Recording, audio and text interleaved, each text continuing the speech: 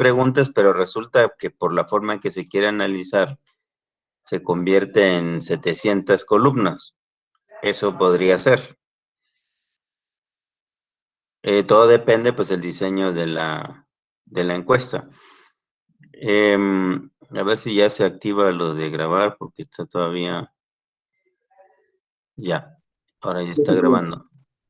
Entonces les decía, dependiendo de la forma en que van a estructurar la base de datos para poderla procesar, puede ser que una encuesta de 20 preguntas se convierta en una base de datos de más de, no sé, 50 columnas, ¿no? Es parte de lo que tienen que entender. Y de una vez, pues les cuento que en los estudios que nosotros hacemos tenemos dos tipos de encuestas, las de preferencias reveladas y las de preferencias declaradas. Las preferencias reveladas normalmente son o están relacionadas con lo que hacemos todos los días o hacemos regularmente, ¿no? Por ejemplo, esto de los hábitos diarios o hábitos de consumo, hábitos de desplazamiento, en fin. Entonces, más o menos de forma regular hacemos o tomamos esas decisiones.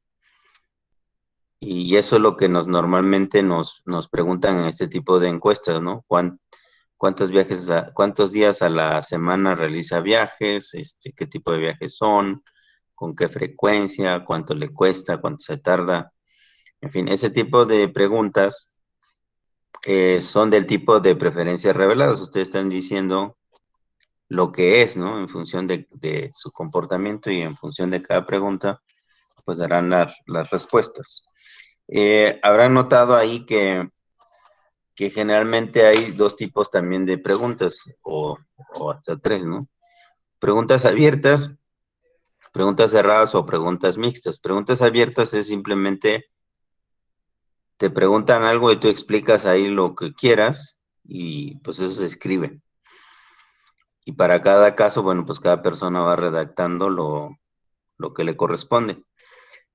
Sin embargo, el problema de esto, cuando haces preguntas abiertas, es que es muy difícil de procesar. O sea, sí tienes la opinión específica de cada caso, pero después en el procesamiento, pues si son 1000 encuestas, tienes que revisar y leer 1000 respuestas, que pueden ser muy distintas y luego definir un criterio para agruparlas, para ver cuál es la percepción o la respuesta de las personas.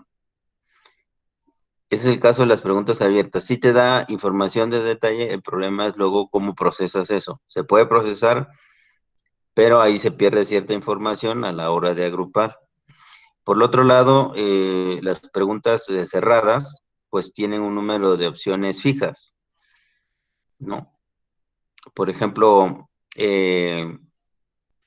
¿cuántas veces a la semana se desplaza? Uno, entre 3 y 5 o más de 5, ¿no? Pues puede ser las tres posibilidades y ya ustedes especifican cuál, ¿no?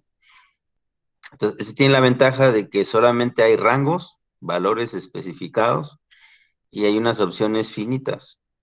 Y se deja la posibilidad, en caso de que no sea de esas donde la mayor parte de la gente va a escoger alguna de las tres, entonces ya especificas alguna otra situación, una situación particular.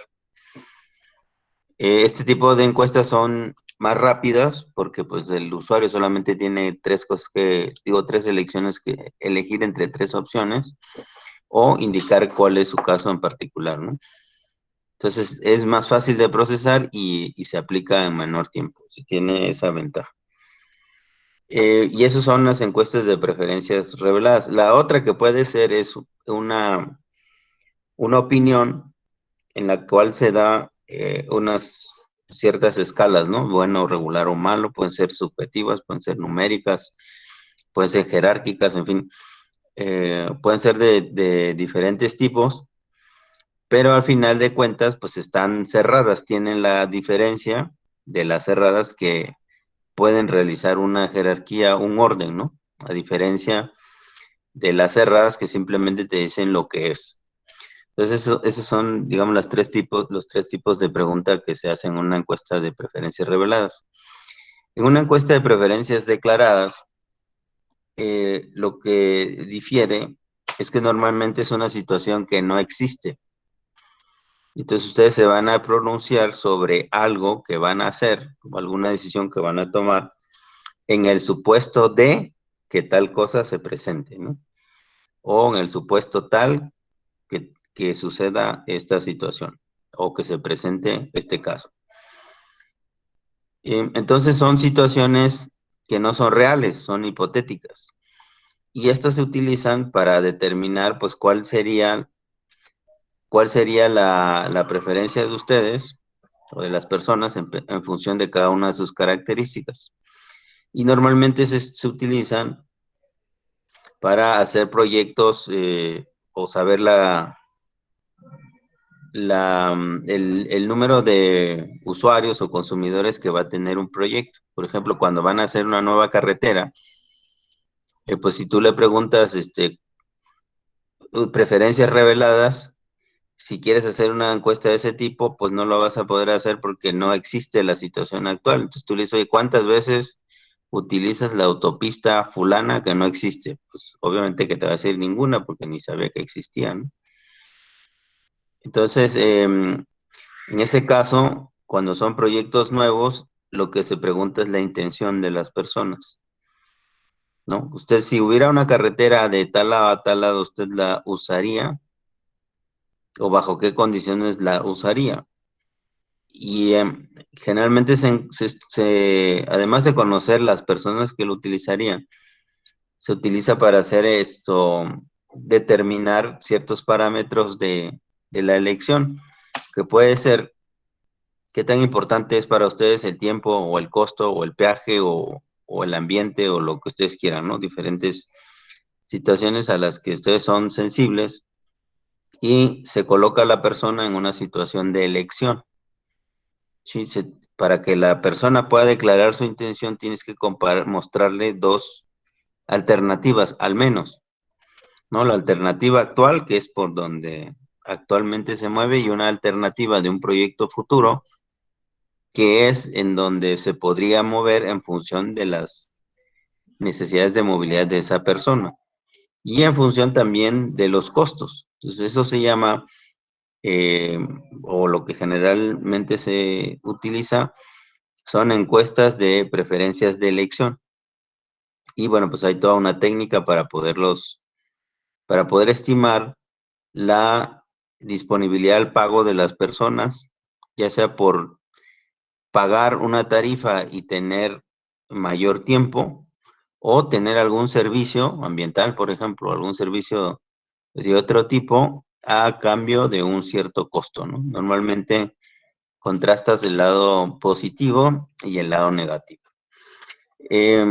Bueno, eso lo veremos más a detalle, simplemente era para referirles que este tipo de encuestas que están ustedes analizando es de preferencias reveladas. La gente menciona qué es lo que hace sobre algo, sobre un comportamiento pues diario, ¿no? O cotidiano. Entonces esas respuestas que ustedes tienen, no sé si hay alguna pregunta que sea de una situación inexistente, pero si es uso de tiempo, generalmente es sobre lo que hoy hacen, ¿no? Entonces, bueno, pues esa es la información de ese tipo de encuestas que ustedes están analizando, ¿no? Esto, bueno, veo aquí que hay varias, dice que, es que lo escribí, yo perdón, pensé que ya habían escrito preguntas, no veo ahí preguntas. Entonces, bueno, ¿tienen preguntas? Porque si no, pues voy a pasar ya al tema de oferta y demanda. Ustedes tenían ahí una lectura de los 4 capítulos del libro. Bueno, pues también ahí aprovecho para comentar.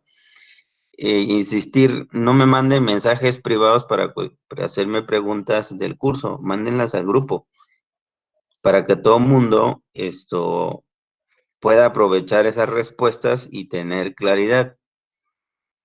Es difícil para mí por responderle a cada uno de ustedes, primero porque no los tengo registrados, no sé ni quiénes son, y número dos, porque para eso hicimos el grupo, para eso es, para que ustedes hagan sus preguntas y los demás o todo mundo pueda tener la información de las dudas que van teniendo. Yo no he visto hasta ahora en el tablero que nadie haya hecho, bueno, salvo la primera vez, creo que alguien preguntó algo. Yo no veo que hagan preguntas. Entonces yo no sé y se los pregunto cada vez que nos vemos. Yo no sé si está siendo efectivo lo que estamos haciendo, si lo están entendiendo. Bueno, he visto que algunas cosas no las han entendido, por eso las he tratado de reforzar, pero es parte de la función que tienen que hacer ustedes, es decir, oiga, esto no lo entiendo, o esto no me quedó claro, o tengo esta dificultad, ¿no? Entonces, la vez pasada me dijeron, denos más plazo para analizar las encuestas, y pues, o sea, salvo la pregunta que son 700 registros o columnas, no sé si sea eso, pero bueno, eso es lo que ustedes comentan, eh, pues sí me sorprende que no haya más preguntas. Entonces, quiere decir que no lo están haciendo o que le entienden todo muy bien, no sé, la verdad no sé. Entonces yo voy así como caminando a ciegas, ¿eh? Si ustedes no me dan referencias, pues yo voy a seguir caminando a ciegas y tratando de hacer lo que yo creo que está bien, aunque no tengo una respuesta.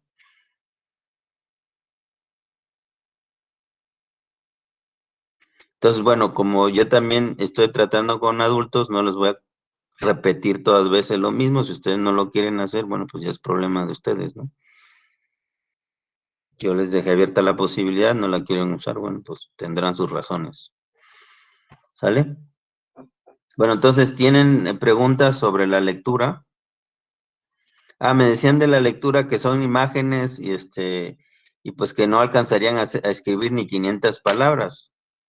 O sea, pues ese es el ejercicio al revés, ¿no? El primero era sintetizar de 15 páginas en una página y media, y ahora es sintetizar de 20 páginas de imágenes a un texto de hoja y media. O si ustedes cuentan las palabras de cada cosa, pues a lo mejor no juntan ni 100 palabras, ¿no? Y entonces ahí están en la situación al revés. ¿Cómo explico esto que estoy viendo? ¿No? O cuál es lo relevante que me está informando este autor de esta historieta, ¿no? Ahora, no está limitado a nada más ver las caricaturas y decir, bueno, pues ya la entendí. Pues ustedes pueden buscar otras fuentes de información y decir, bueno, pues no sé, no entendí nada, nada más vi a los monitos, pero no sé, o sea, me quedé igual. Ah, pues ahora les digo, si tienen alguna duda, me la dicen ahora, o si no, pues supongo que ya las buscaron ahí en internet y encontraron una respuesta, una explicación, o no sé qué hayan hecho. Yo todavía no he visto qué es lo que han entregado, ¿no? O bueno, todavía ni es fecha de entrega. ¿Sale? Entonces, bueno, no sé, dígame algo. Y si no, pues bueno, me pongo a dar la clase y hacemos aquí un monólogo, ¿no? A ese respecto, ingeniero, yo le quería preguntar si es posible que para este ejercicio, esta actividad, sea posible que hagamos el documento, nuestro documento escrito, en formato de ensayo, es decir, que podamos incluir percepciones personales más allá de la información que se vaya a sintetizar. Mm,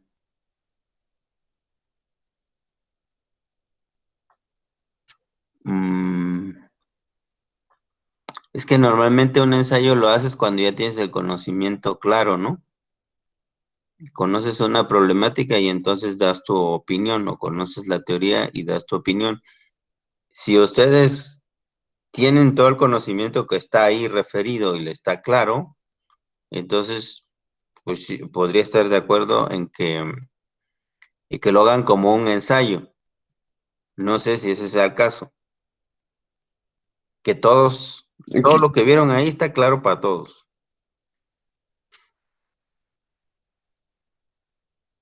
Quizá no todo esté claro, sin embargo, probablemente de la información que ya estamos revisando algo entendemos.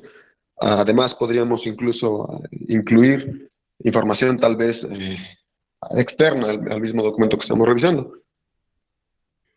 Sí, yo veo peligroso decirles que hagan un ensayo porque van a escribir algo sobre lo que no necesariamente es cierto, porque es una interpretación de ustedes. Entonces, una vez acabado la explicación técnica, que es lo que voy a dar ahora, o tenía previsto dar ahora, y que tengan el conocimiento claro, entonces yo creo que ya podrían hacer un ensayo. O, visto de otra manera, ese es el material para que, o sea, si lo quieren ver así, ese es el material para que elaboren un ensayo, pero elaborar un ensayo les implica que cada uno de los temas lo vayan a investigar y ya luego hagan una interpretación. No sé si me explico. Entonces, esta lectura más bien es como exploratoria y para que ustedes puedan pues conocer estos conceptos de una manera sencilla. ¿Sí? Entonces, de lo que se trata es decir, bueno, pues aquí me habló de las personas optimizadoras y me contó ahí una historia de que optimizamos qué. Ah, bueno, pues vamos a ver, habla de la teoría del Homo economicus o del supuesto. Y entonces yo voy y busco en internet qué cosa es eso del Homo economicus. Y entonces viene ahí y les explica pues los supuestos de la teoría microeconómica, ¿no? Ah, pues ya sé a qué se refiere. Sí, entonces implica una búsqueda mínima para aclarar los conceptos. Entonces o sea, es un doble trabajo si yo les pido un ensayo, porque además de conocer los conceptos, luego van a tener que dar una opinión sobre eso. Entonces, si ustedes quieren, o sea, es un nivel más alto de complejidad, si ustedes dicen, oye, pues sí, me parece, o sea, por mí adelante, ¿no? Pero les advierto que tiene una mayor complejidad.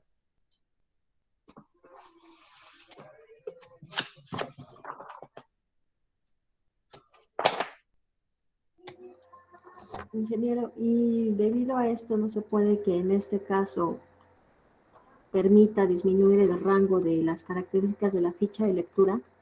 Es que ya que no podemos hacer un ensayo, como dices, de más dificultad, pero hacer la ficha de lectura con menos palabras.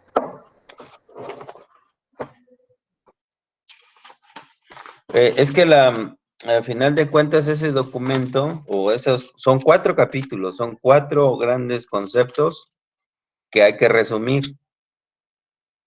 Entonces, lo que no quiero que se vayan con la idea de decir, oye, voy a hacer un resumen de las figuritas.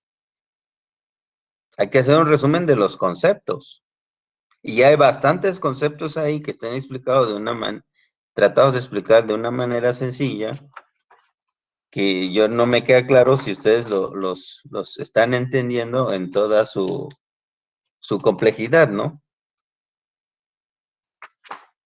Entonces, si yo les digo, pues está bien, hagan 100 palabras, entonces yo no sé qué me vayan a poner ahí porque son 4 grandes conceptos.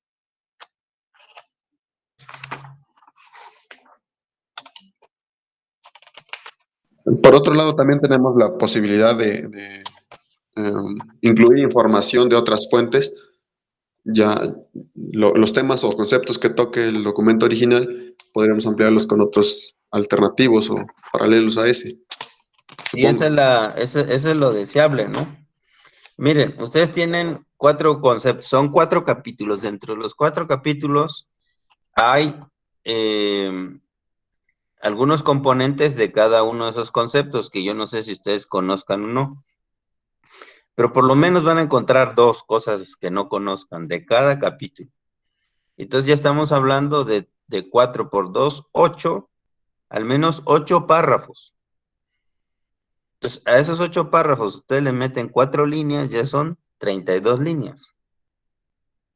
Así muy abstracto, ¿no? Digo, muy resumido. Entonces, yo no veo cuál sea la dificultad de completar las 1000 palabras.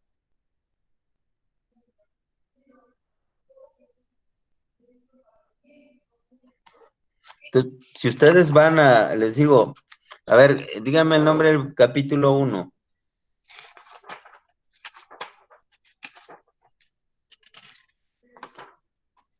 El individuo optimizador, ¿o cómo se llama?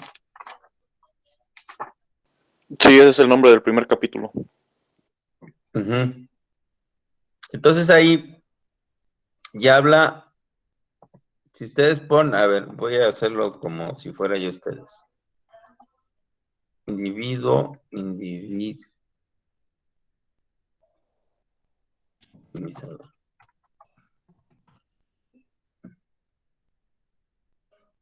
Pongo eso y ya nada más en Wikipedia me aparece la teoría de la elección racional. Primer concepto complejo. Y yo me pongo a leer y tengo ahí un montón de información. Sí, y ahí en la figura, pues a lo mejor el tema de estrictamente de la elección viene en un cuadrito de una figura. Y así como ven ese cuadrito, hay otros temas que son muy amplios. Entonces, o sea, no se ven con la finta porque sí es complicado, ¿eh? Ahí la otra técnica que lo opuesto a resumen es parafrasear, ¿no? Entonces quizá la dificultad que tengan ustedes es de parafrasear lo que está ahí. Dices, bueno, siempre hemos hecho un resumen, o bueno, no sé, hasta ahora supongo, ¿no? Que la mayor parte les han pedido un resumen, pero ahora tienen que parafrasear lo que ven ahí, y para poder parafrasear, pues tienen que tener conocimiento, la información, cómo vas a hablar de la cola del elefante, algo tan sencillo, si no sabes esto, cómo funciona o cómo el elefante, bueno, pues de qué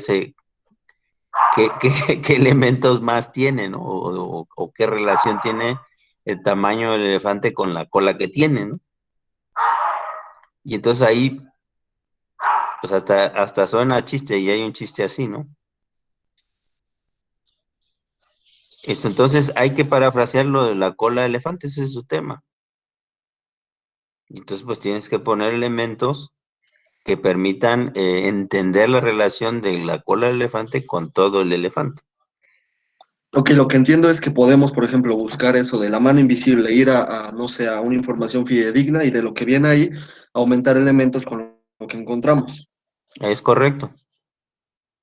Ok. Sí, entonces, por ejemplo, a mí eso de la mano invisible me da curiosidad y lo puedo buscar ahí en el internet y van a saber de dónde vino, quién lo propuso y una explicación más amplia de qué cosa es la mano invisible, ¿no? Y eso es lo que vamos a ver ahora, la oferta y la demanda y el equilibrio, pues se supone que es la mano invisible que hace que todo eso se cumpla. Inge, y pregunta, nada más, me surgió la duda. ¿Qué relación tiene la materia de transporte con estas cuestiones económicas? Completamente todo. Les decía yo que el sistema de transporte se puede analizar a través de la oferta, la demanda y el equilibrio.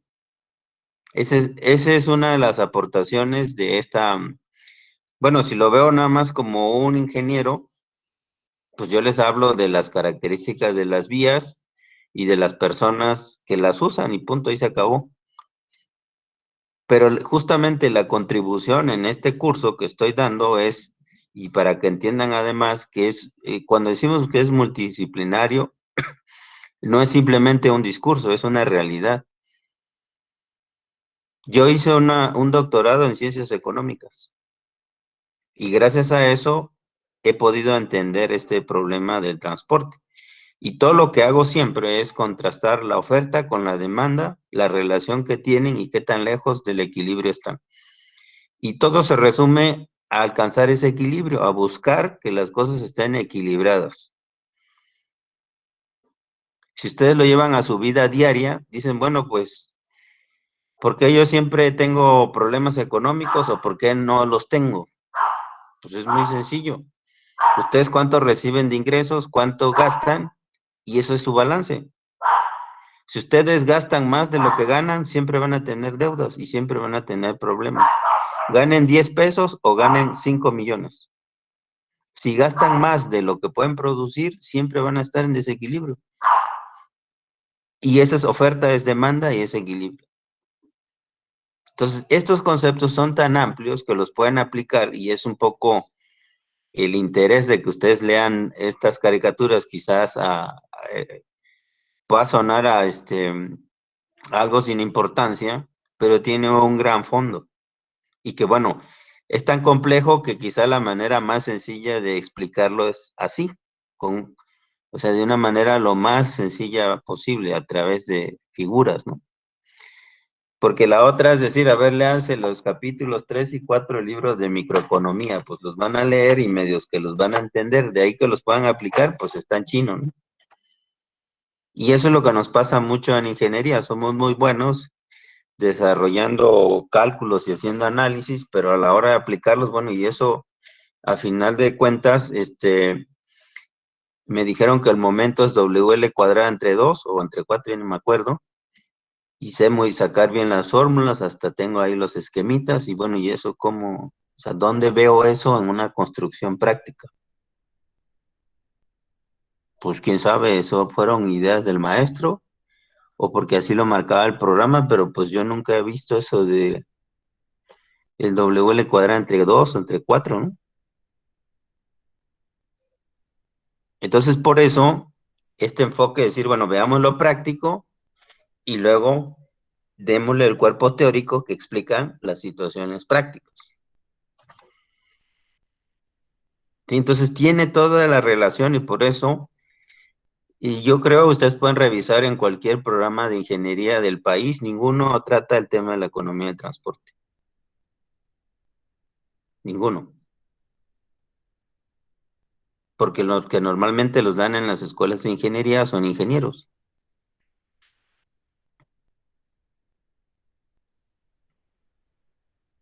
Entonces tiene toda la relación y justamente lo que siguen las unidades es mostrarles la aplicación que tienen para sacar los peajes, para sacar la situación en los niveles de servicio. Todo es oferta, demanda y equilibrio, todo. O sea, no así en esos términos, ¿no? Sino es una manera abstracta de decirlo, ¿no? Entonces, no es que estemos ahí perdiendo el tiempo, ¿eh? ¿Alguna otra consulta?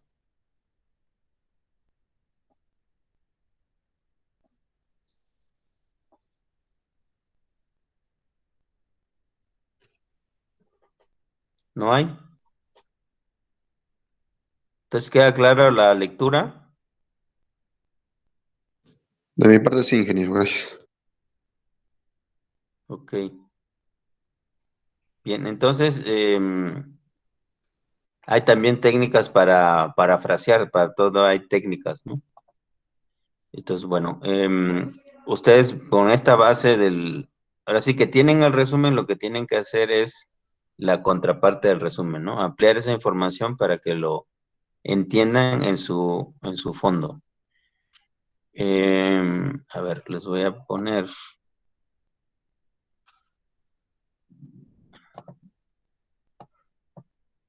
Sí, ahí lo ven, ¿verdad?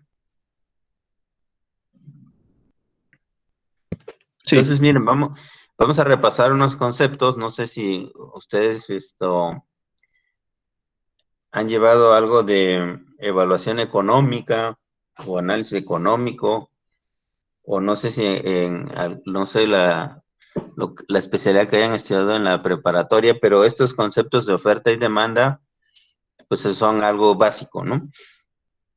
Y se resumen a una representación como la que tenemos aquí en un plano cartesiano, en donde por un lado tenemos el precio, que aquí yo lo puse en el eje de las Y, y la cantidad, que lo puse en el eje de las X, pero lo podría haber puesto al revés. Entonces no se vayan con la finta, porque igual lo puedo cambiar, ¿no? Al final en un plano, pues ustedes ponen lo que quieran. Entonces lo hemos hecho así por simplicidad y normalmente así se representa de muchos de los libros de texto. Entonces vamos a ver primero la oferta, luego la demanda y luego el equilibrio. Perdón, la demanda, luego la oferta y luego el equilibrio.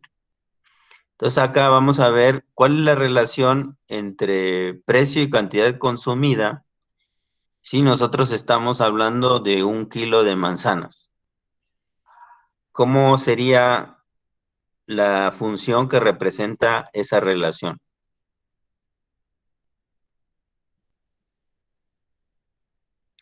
¿Qué figura le ponemos aquí a ese plano? ¿Puede repetir la pregunta, ingeniero? ¿Qué relación, perdón? ¿Qué relación habría entre el precio y la cantidad consumida si estamos hablando de 1 kilo de manzanas? Pues dependería, ¿no? Si hay una demanda proporcional, habría una función lineal, ¿no? ¿En qué dirección sería la función si fuera lineal? Hacia la derecha y hacia arriba. Bueno, lineal, función lineal, ingeniero. Pero pues ustedes saben que una función lineal puede estar en el primer cuadrante, en el segundo, en el tercero o en el cuarto, ¿no? Este sería en qué cuadrantes, en qué dirección iría en respecto al primer cuadrante. Porque puede ir hacia del centro, que es donde se junta el precio y la cantidad, que vamos a decir que eso es el 0. Puede ser del 0 hacia la derecha, ¿no? O puede ser del precio hacia hacia una cierta cantidad. No, hay muchas curvas que pueden pasar en este plano, ¿no? Estaríamos en el cuadrante 2, ¿no, ingeniero? En el cuadrante 2, o sea, tendría que pendiente. Sí. ¿Qué pendiente? ¿Positiva o negativa? Positiva. Positiva. Sí. Entonces iría del 0 hacia la derecha. Ok, ya voy entendiendo. Eso para mí es positivo, ¿no? Positivo, positivo, eso estaría en el primer cuadrante si fuera positivo, pero primero o tercer cuadrante, es una diagonal a final de cuentas. Sí. Más, menos, digo más o menos, al final de cuentas es más, ¿no? Entonces, Ok. es una curva que pasa por el 0, en una diagonal que pasa por el 0 y pasa en cierto punto entre P y Q. Sí. ¿Es así? ¿Ustedes creen que parte de 0? No es como una tipo, curva, viniendo de arriba hacia abajo. Bueno, se supone que todo depende del precio, ¿no? Ujú. Bien, entonces vendría del precio hacia la cantidad, ¿así? Sí. Sí. Sí, pero en curva, bueno, sí. Bueno, no nos vamos a complicar la vida, vamos a suponer que es una línea recta. En todos los libros donde ustedes lo vean, generalmente lo van a ver como una curva, pero aquí somos más sencillos. Vamos a poner una línea recta. ¿Y cómo sabemos en esta dirección, ¿no? Que tiene una pendiente negativa y se encontraría en el cuadrante 3 y el cuadrante, 2 y el cuadrante 4, ¿no? En esta dirección. Ok. ¿Por qué es así? Y lo podemos ver de la siguiente manera. Si el precio fuera muy alto, ¿cuántos consumidores o cuántas personas compraran manzanas si el kilo fuera de 1,000 pesos? Pocas. Pues muy pocas personas. Pocas. Pocas personas, ¿no? Entonces, esta cantidad que es muy grande tendría que estar cerca de acá del 0, ¿no? Entonces, nosotros ponemos cualquier punto aquí cerca del 0, lo proyectamos y ponemos un precio máximo, un precio alto, que en este caso pusimos 1,000, que esa es la otra proyección sobre el eje de las Y. Entonces, aquí tendríamos un punto, así como está marcado, ¿no? ¿Qué pasa si ahora el kilo de manzanas es gratis. ¿Cuántos kilos comprarían? Muchos. Pues todos los que te puedas comer, ¿no? Entonces, si el precio, este es el primer punto que está aquí arriba. El segundo punto, cuando el precio sea cercano a cero, que casi, pues nunca es cero, pero vamos a decir muy barato, muy bajo, entonces la gente, pues casi va a comer nomás manzanas, ¿no? O va a comer hasta que se llene, entonces estaríamos aquí. Entonces, cuando ustedes no sepan cómo se comporta una curva, o sea, no es que se aprendan de memoria en qué dirección va la oferta o la demanda, sino hagan esa reflexión. Entonces, nada más viendo esos extremos y suponiendo que esto es una línea recta, van a unirlos y decir, ah, pues esta línea o esta curva de demanda va en esta dirección. Oye, pues es que la gente normalmente no se comporta como una línea recta porque hay muchas personas que no tienen un comportamiento similar, ¿no? Entonces, por eso ya no es una recta, pues es una curva, pero no va a dejar de tener esta forma, ¿no? Pónganla del grado que ustedes quieran, pero va a ser de el precio máximo hacia la cantidad máxima. Esa va a ser la dirección y esa es la dirección que tienen todas las curvas de demanda. ¿De acuerdo? Entonces, eso es lo primero que hay que retener. Hay un precio máximo en donde nadie o solamente muy pocas personas están dispuestos a pagar, hasta acá arriba, y luego hay una cantidad máxima cuando el precio es muy bajo, que puede ser del consumo, ¿no? Esto, cabe aclarar, se trata de bienes de mercado, porque hay muchos tipos de bienes y muchos tipos de servicios, que eso será otra actividad que vamos luego a realizar.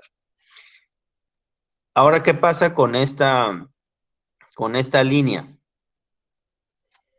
¿Será diferente si hablamos de litros de leche o leche, un litro de leche? En lugar de que sea un kilo de manzana, si hablamos de un litro de leche, ¿ustedes creen que sea igual la curva de Sí, demanda? ¿Sí? Sí, Pues sí, al final de cuentas todo está en función de la oferta y la demanda.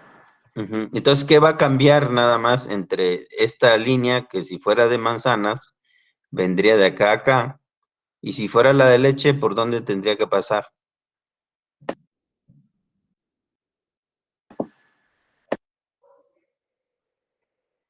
¿Estaría más abajo? ¿Estaría más arriba? ¿Qué imaginan que puede ser? Sería igual, nada más que se reducirían ¿cómo se llaman? Los rangos, ¿no? Los precios son distintos y las cantidades consumidas son distintas, ¿no? Sí, aparte si ya tuviéramos datos como tal, números, ya podríamos interpretar cuál sería el comportamiento de la curva. Pero aunque no tuviéramos datos, ¿qué es más barato, un kilo de manzanas o un litro de leche? Un litro El de litro leche. de leche. ¿Un litro de leche es más caro que un kilo de manzanas? ¿Están No, es más seguros? barato. No, es más barato el litro de leche. Ah, el litro de leche es más barato. Entonces, de entrada, esta curva, esta de manzanas empezaría aquí y la de leche empezaría acá, ¿no? Por algún punto más abajo de manzanas, ¿no? Porque ese es el precio máximo, ¿sí? Y terminaría también en diferentes lugares de la cantidad. Si la de manzanas es en este punto y la de leche aquí, pues entonces va a tener una pendiente distinta, ¿sí? Y si hablamos de un celular, ¿cómo creen que sería esa curva? ¿Similar a la de las manzanas y de la leche en términos de pendiente o cómo sería? Sería muy diferente. Sería muy diferente, ¿no? Tendría la misma forma, es decir, viene del precio hacia la cantidad, pero tendría una pendiente distinta, ¿no? Sí, al final de cuentas estamos construyendo una familia de curvas, cuya diferencia es la pendiente, ¿no? Y si Sí. ponemos aquí todos los bienes de mercado, pues tendríamos todas las familias de curvas, si asumimos que todas son líneas rectas, pues aquí tendríamos un montón de líneas rectas que se van a ir separando en función de su pendiente. Entonces, ¿qué quiere decir?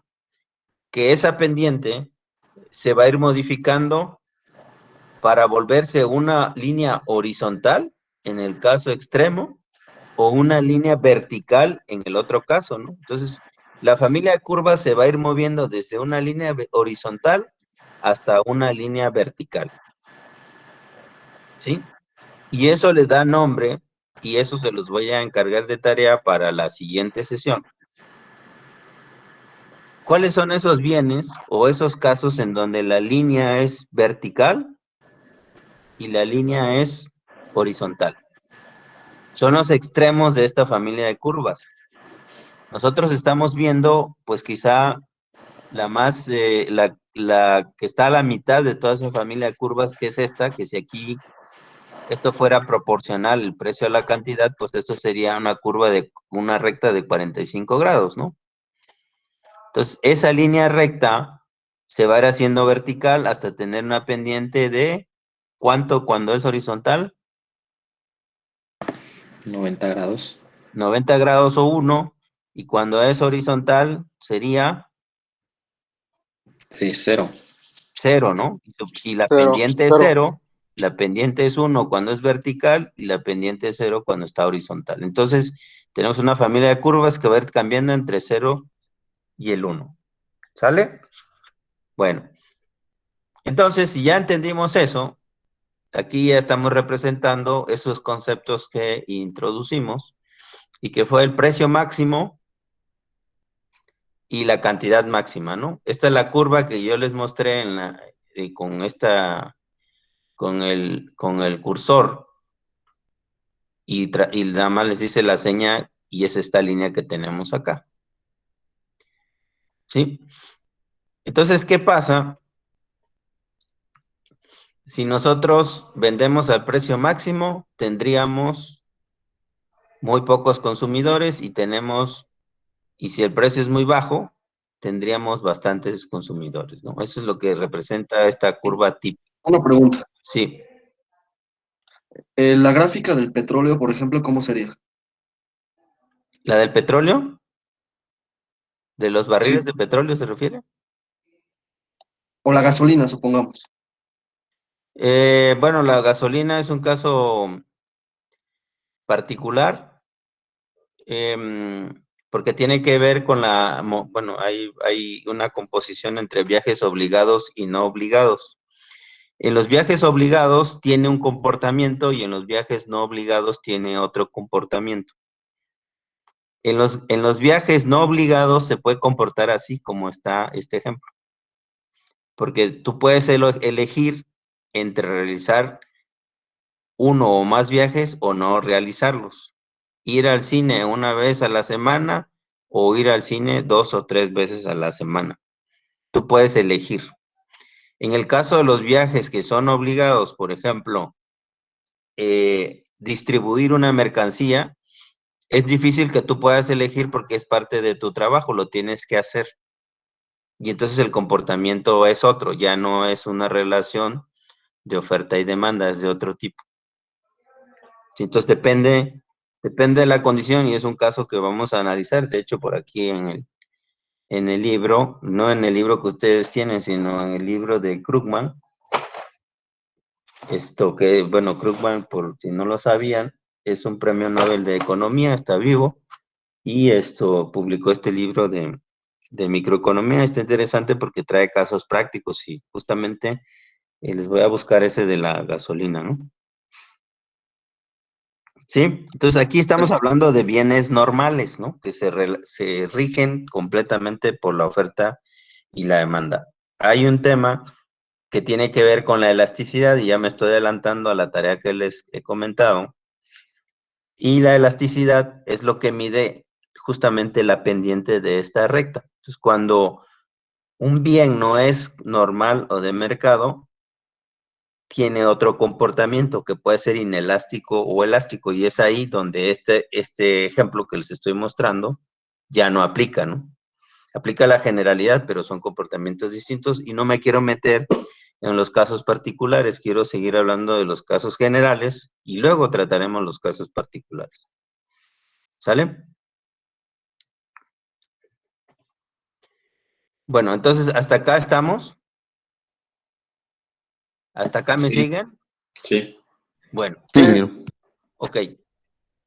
Ahora veamos el caso.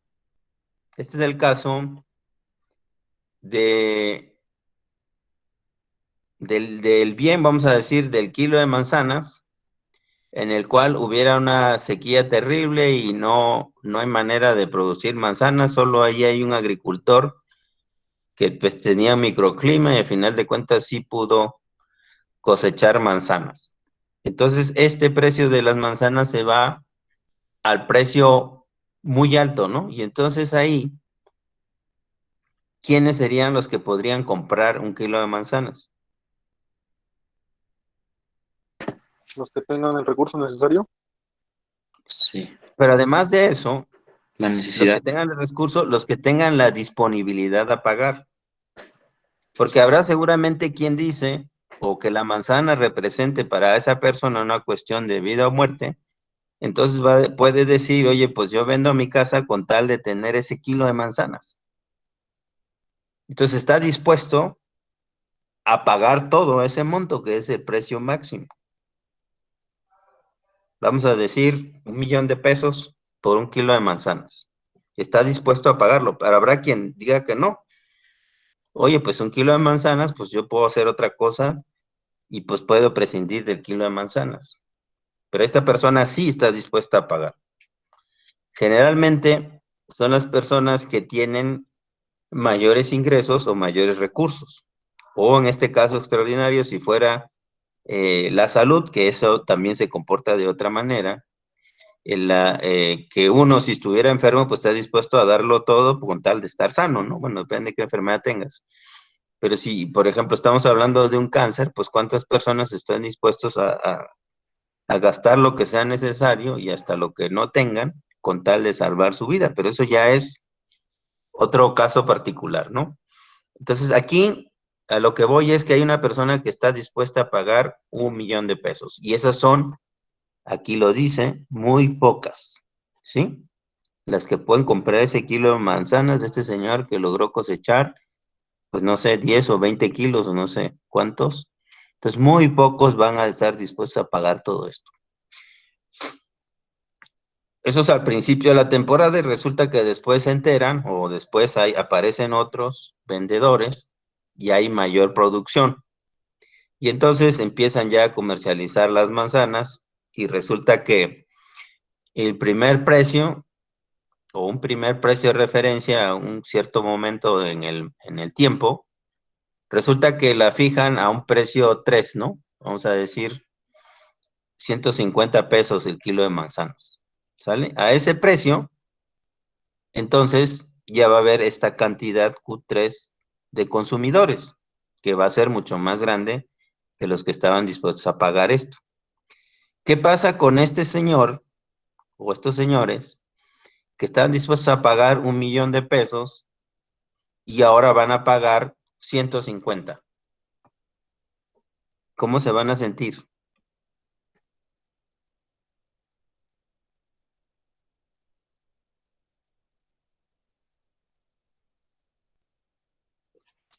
Beneficiados, ¿no?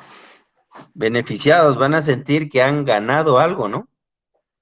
Porque si estaban dispuestos a pagar 1,000,000 y ahora van a pagar 150, pues entonces dicen 1,000,000 menos 150, me ahorré 999,850 pesos, ¿no? Y eso es lo que está aquí, esta línea, eso es lo que representa. Y luego había otra persona que estaba dispuesta a pagar 900,000 y otra que estaba dispuesta a pagar 800,000 y así se van hasta llegar justo al que estaba dispuesto a pagar 100 pesos, que es el que está aquí. Y dice, oye, pues este que está aquí, que está dispuesto a pagar 99, que está aquí abajito, dice, pues yo no compro. O sea, no estoy dispuesto a pagar 100, 99 sí, pero 100 no. Y entonces este no consume, se lo consumen de acá hasta acá, ¿no? Esta cantidad Q3 de personas son las que van a poderse comer las manzanas. Pero hubo un efecto, que fue esta cosa que se ahorró esta persona, o todas estas personas, que está aquí en este rectángulo que se llama excedente del consumidor. ¿Sí? Entonces tú estabas dispuesto, y en general nosotros tenemos diferentes disponibilidades al pago, y cuando vamos a hacer la adquisición y lo encontramos más barato, entonces tenemos esa percepción de que hemos ahorrado o hemos ganado algo. Y eso se llama excedente del consumidor. ¿De acuerdo? Bueno, este es sencillo en el caso simplemente donde hay una gran variación entre el precio máximo y cualquiera de los precios en un cierto punto. ¿Qué pasa después si del punto 3 se reduce el precio, hay más manzanas y empieza a haber competencia entre los vendedores, empiezan a bajar los precios y bajó a P2, porque es uno de los efectos de la competencia, ¿no? Si hay más oferta, hay más quienes quieran vender su kilo de manzanas a 1,000,000 de pesos y no hay tantos que estén dispuestos a pagar 1,000,000 de pesos, pues entonces, ¿qué es lo que hay que hacer? Hay que bajar los precios para que aumente el número de personas o cubra más personas que están dispuestas a pagar ese monto, ¿no? Entonces aquí ya hay más producción de manzanas, hay más competencia y eso hace que bajen los precios. Entonces bajan el precio al punto P2. Entonces ahora tendremos que sacar, ya nuestra referencia ya no es este precio máximo, sino nuestra referencia en este momento sería el precio 3 con respecto al precio 2. Y ahí la pregunta es, entonces, ¿cuál es el excedente del consumidor en este caso? Ya no me va a dar tiempo de explicarles, pero aquí tenemos que diferenciar dos cosas. Entre los que ya estaban dispuestos a consumir al precio P3, que serían Q3, y los nuevos que se van a agregar debido a la disminución de precios, pues ya hubo una variación en el número de personas que consumían de Q2, de Q3, perdón, a Q3, de Q3 a Q2, o sea, aumentó, ¿no? Acuérdense que esto crece en la medida que se aleja del cero. Entonces Q2 es más grande que Q3. Hay más personas en Q2 o representa Q2 más personas que Q3. Entonces este es un delta, es un incremento de número de usuarios. Vamos a decir que estos son los consumidores nuevos, la diferencia entre Q2 y Q3. Y estos son, Q3, son los que ya consumían al precio P3. El efecto sobre ellos va a ser distinto, y como ustedes ven aquí en esta proyección, que se ve un rectángulo y un triángulo, esos son los valores de excedente consumidor que van a resultar, y que ya, bueno, les voy a explicar en la siguiente clase. ¿De acuerdo? De acuerdo, ingeniero. Sí, está bien. Sí. Bueno, De entonces acuerdo. vamos a dejarlo acá, y esto, y nos vemos en la siguiente clase. Martes. Va a ser el martes, no sé si el martes. ¿Qué tienen pendiente de entregar el lunes? El plazo que nos dio para los datos y unas tareas más de la historieta, por así decirlo. Bueno, a ver, yo les propongo el lunes continúo esto, y nos veríamos el miércoles, porque tengo un problema el viernes y no voy a poder estar hasta ahora, entonces lo voy a poner el lunes y el miércoles, ¿Está ¿sí? bien? Para avanzar en la explicación, ¿no? Está bien, ingeniero. Listo, pues. Entonces, ahí les mando el video y nos vemos el lunes. Les mando la invitación. Gracias, ingeniero. Hasta luego. Listo, bye. Luego.